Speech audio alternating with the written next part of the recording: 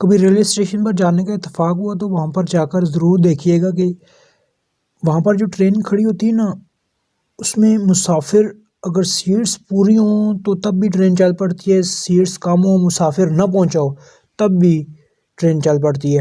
وہاں پر مسافروں کے پاس کھانا موجود ہو یا نہ ہو، وہاں پر ان کے پاس پہننے کے کپڑے ہوں یا نہ ہو، ٹرین کسی کا انتظار نہیں کرتی، ٹرین نکل پڑتی ہے۔ اسی طرح میری اور آپ کی زندگی کی مثال بھی ٹرین کی طرح ہے۔